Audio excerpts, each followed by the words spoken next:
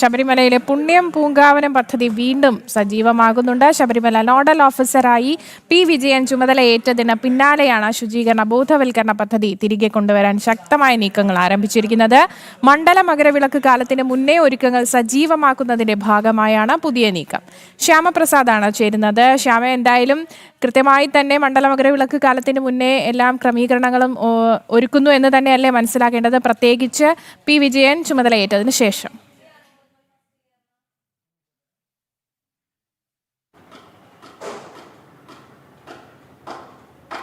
ആര്യശ്രീ സുരേഷ്, എന്തായാലും ശബരിമലയിൽ മണ്ഡല മകരവിളക്ക് തീർത്ഥാടന കാലത്തിന് മുന്നൊരുക്കങ്ങളുടെ ഭാഗമായിട്ട് തന്നെ അണിയറയിൽ നിലവിൽ ഉണ്ടായിരുന്ന നിലച്ചുപോയ പദ്ധതികളിലൊന്നായ ശബരിമല പുണ്യം പൂങ്കാവന പദ്ധതി വീണ്ടും ആരംഭിക്കാനുള്ള നീക്കങ്ങളെല്ലാം തന്നെ സജീവമായി കഴിഞ്ഞിരിക്കുകയാണ്. ഇനി മാസങ്ങൾ മാത്രം ബാക്കി നിൽക്കെ തീർത്ഥാടന കാലം ആരംഭിക്കാനിരിക്കുകയാണ്.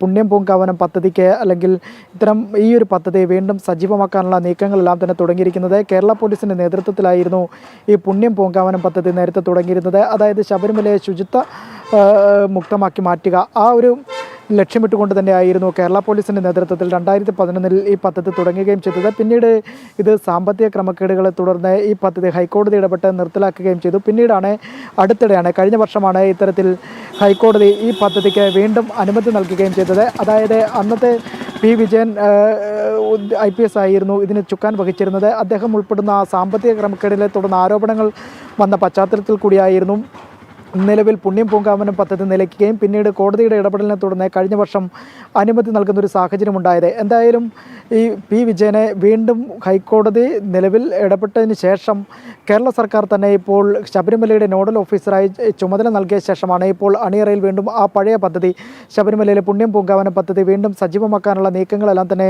നടത്തിവരികയും ചെയ്യുന്നത്. ഒപ്പം പമ്പയിലും കാനനപാതകളിലുമെല്ലാം തന്നെ വളരെ ശുചിത്വമുക്തമാക്കി മാറ്റുക എന്നതുകൂടി തന്നെയാണ്. വിപുലമായ പരിപാടികളാണ് ഇത്തവണ വീണ്ടും വരുമ്പോഴേക്കും ക്രമീകരിച്ചിരിക്കുന്നത്. ഒപ്പം തന്നെ കൂടുതൽ ബോധവൽക്കരണങ്ങൾ നടത്താനും ക്രമീകരണങ്ങൾ ഏർപ്പെടുത്തി. ശ്യാംപ്രസാദാണ് വിശദാംശങ്ങൾ നൽകിയത്.